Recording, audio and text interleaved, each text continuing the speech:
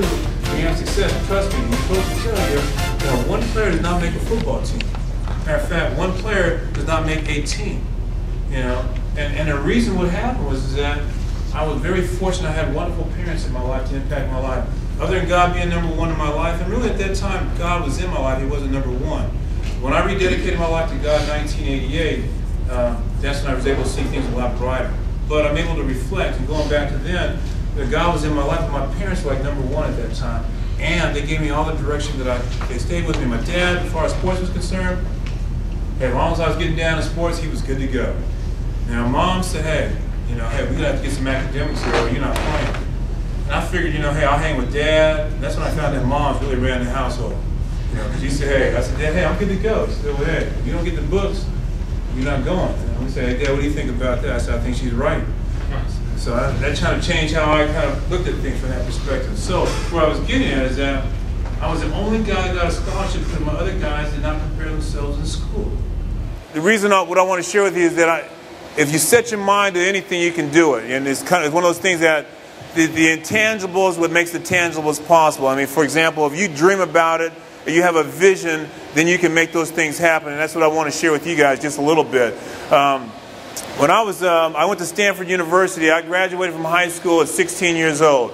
I graduated from Stanford at 20. I was the youngest guy in the NFL. I wasn't a brainiac by all means. Stanford was rated number one in the country based on deans of professors and deans and professors in the school field, and it was the number one academic school in the country. But the thing where I want to go to you is preparing yourself for life, getting ready to take that next step. But the thing that I want to touch base with you is that, remember this, athletics is not everything in life. Because if you don't have it academically, then you're messing up. And I want you guys to be the very best that you can in everything that you do. The reason I share that with you, I received over 1,000 scholarships, offers. 1,000, now think about it, that's an awful lot. 1,000 scholarship offers in high school. I was the only guy on our team to get a scholarship. Now when you're 10-1, 11-2, and you guys have a tremendous impact and you're the only one to get a scholarship on your team, one person can't do it. You know that as a team. But the bottom line, my boys weren't taking care of business in school. I go back today to Long Beach, I got guys that are still doing the same old thing, wishing they would have prepared themselves for life after school. What I'm asking you guys is that, hey, every day in school is that you guys take the appropriate attitude.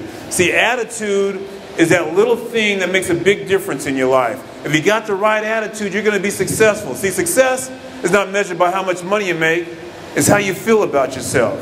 And see, what I want you guys to do when you're out there, hey, I want you to be the best that you can be in everything that you do.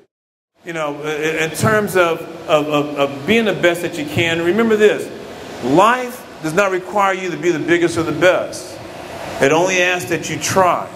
And as your coach out here tells you, hey, look, give your best effort in everything that you do, and you'll feel good about yourself. There's nothing worse than being a receiver going out for a pass, and the ball goes here, and it hits your fingertip. You say, man, you know what, if I would have stretched out, I would have got that. Or an offensive lineman is out here blocking, and if he just took one extra step to stop this guy, this back might have went all the way.